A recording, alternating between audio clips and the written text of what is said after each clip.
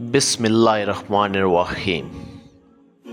قرآن کریم کا صرف مطالعہ نہ کیا کرو بلکہ اس کو سمجھنے کی کوشش کرو۔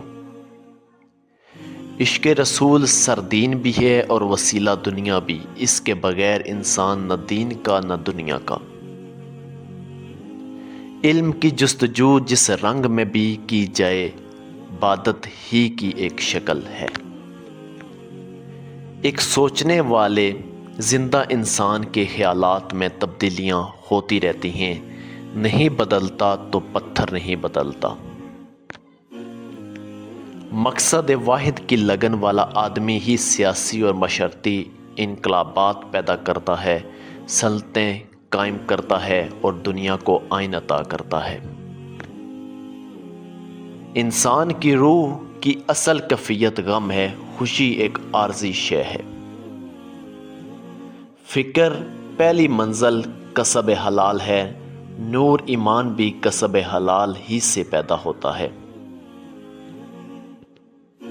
انسان کو ہمیشہ اس امر کا احساس رہنا چاہیے کہ نیک عمل کبھی ضائع نہیں جاتا۔ یہ خیال غلط ہے کہ اس کا اجر صرف آئندہ زندگی میں ملے گا۔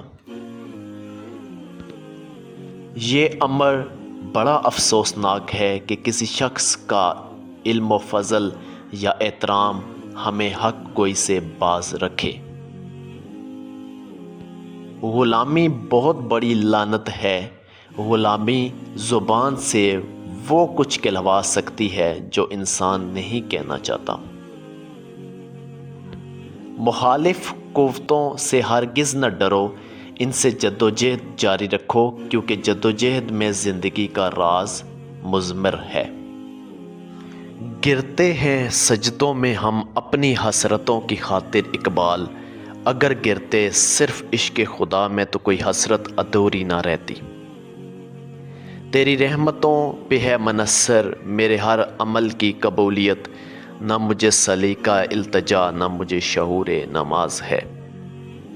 میرے بچپن کے دن بھی کیا خوب تھے اقبال، بے نمازی بھی تھا اور بے گناہ بھی۔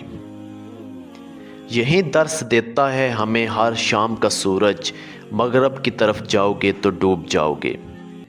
زمانے کی جہالت کا عالم تو دیکھ اقبال، قیمتی چادریں بے جان قبروں پر اور زندہ عزتیں بے حجاب پھرتی ہیں۔ خودی کو کر بلند اتنا کہ ہر تقدیر سے پہلے خدا بندے سے خود پوچھے بتا تیری رضا کیا ہے۔ یہ کفن، یہ قبر، یہ جنازے رسم شریعت ہے اقبال، مر تو انسان تب ہی جاتا ہے جب یاد کرنے والا کوئی نہ ہو۔